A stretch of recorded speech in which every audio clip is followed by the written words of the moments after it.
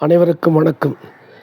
இன்றைய தினம் எனக்கு பிடித்த தலைவர் தென்னாட்டு பெர்னாட் ஷா அறிஞர் அண்ணா அவர்கள். அறிஞர் அண்ணா அவர்கள் எனக்கு ஏன் பிடித்தது என்பதற்கு அவர் ஒரு சிறந்த பேச்சாற்றல் உள்ளவர், சிறந்த எழுத்தாற்றல் உள்ளவர். அவர் தமிழும் சரி ஆங்கிலத்திலும் சரி மிக சிறப்பாக உரையாற்றக்கூடியவர். அவர் சுமார் 3 மணி நேரத்திற்கு மேலாக மேடையிலே பேசி மக்களை கவர்ந்து அதன் மூலமாக ஆட்சி மாற்றத்தை உருவாக்கியவர் அறிஞர் அண்ணா அவர்கள். அதில் ஒரு சில காரியங்களை நான் சொல்ல விரும்புகின்றேன். ஒரு முறை தேர்தல் நேரத்திலே இரவு 10:30 மணிக்கு வருகின்றார். மக்களெல்லாம் காத்து கொண்டிருக்கிறார்கள்.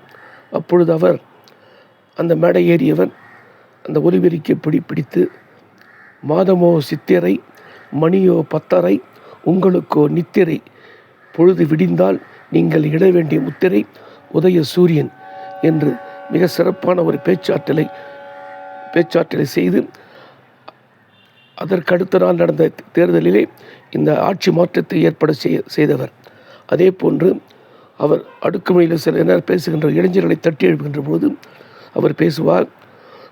காலொடிந்தவன் கடக்கட்டும் காஞ்சிமா நகரிலே, காளைகள் புறப்படட்டும் சென்னை நகரை நோக்கி, ஏடா தம்பி எடடா பேனாவை என்று இப்படி அடுக்குமொழியை தொடர்ந்தார் போல் சுமார் 1 மணி நேரம் கூட பேசக்கூடியவர்.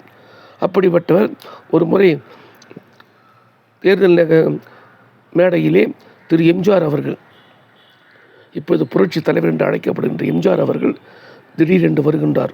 கூட்டம் ஆர்ப்பரிக்கிறது. அவர் வந்தவர் என்ன சொன்னார்? அண்ணாவை பார்த்து, அறிஞர் அண்ணா அவர்களே, நான் இந்த தேர்தல் நிதிக்காக 1 லட்சம் ரூபாய் தருகின்றேன். இது சொன்ன காலம் 1962 காலகட்டங்களிலே சுமார் 53 ஆண்டுகளுக்கு முன்பு சொல்லப்பட்டது இது.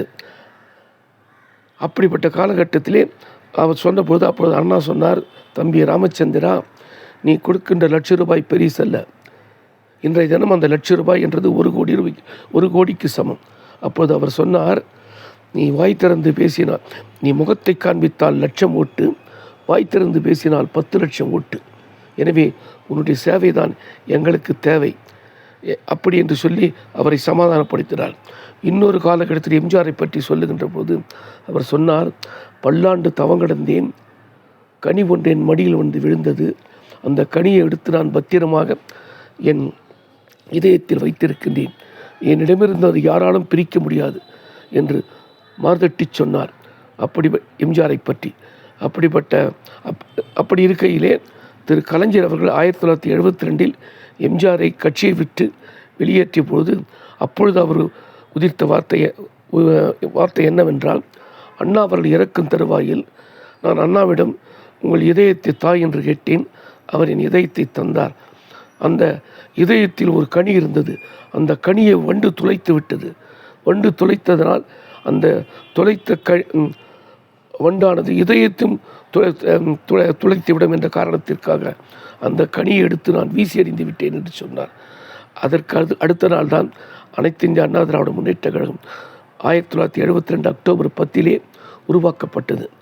இப்படியாக மிக சிறப்பான முறை. அதே ஒரு சட்டசபையிலே ஒரு முறை இவர் திரு கருத்திரமர் அவர் எதிர்கட்சி தலைவர் அவர் சொல்லுகின்றார்கள், mister Annadurai, you are counting your days for the graveyard என்று சொல்லுகிற போது அப்பொழுது பொறுமையாக சொன்னார், ஐ மெஷர் மை ஸ்டெப்ஸ் என்று சொல்லி அவர் வாயை அடைத்தார். இது போன்று ஆங்கிலத்தில் கூட மிக சிறப்பாக பேசக்கூடியவர். ஒரு முறை இவர் ஏல் பல்கலைக்கழகத்தில் சென்றபோது அங்கு சில மாணவர்கள் இவரை பார்த்து கேட்டார்கள், பிகாஸ் பிகாஸ் பிகாஸ் என்று தொடர்ச்சியாக 3 முறை வருகின்ற மாதிரி ஒரு வாக்கியத்தை அமைத்து காட்ட முடியுமா உங்களால் என்றார். உடனே அறிஞர் அண்ணா அவர்கள் a sentence cannot end with because is a conjunction என்று மிக சிறப்பான முறையிலே சொன்னார். மீண்டும் ஒரு முறை சொல்லுகின்றேன், a sentence cannot end with because is a conjunction என்று சொல்லி அவர்கள் வாயை அடைத்தார். இதே போன்று பாராளுமன்றத்திலே அவர் இருந்தபொழுது நேரு அவர்கள் தன்னுடைய அறையில் இருக்கின்றார். அண்ணா ஆங்கிலத்தில் பேசுகிறார் என்றால் நேரு அவர்கள் எழுந்து அந்த பாராளுமன்ற அறைக்கு வந்து விடுவாராம். அவர் பேசுகின்ற பொழுது ஒரு இந்திய பொருளாதாரத்தை பற்றி பேசுகின்றார். The Indian economics is not going backward, and never comes forward and always it is awkward என்று சொன்னார்.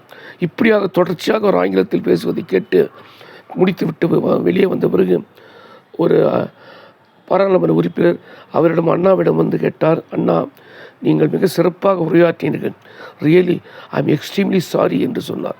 அதற்கு உடனே அறிஞர் Anna, I am not a lorry to carry your sorry, don't worry என்று அதில் ஆங்கிலத்தில் அடுக்குமொழியிலே பேசி அவர் வாயை அடைத்து விட்டார்.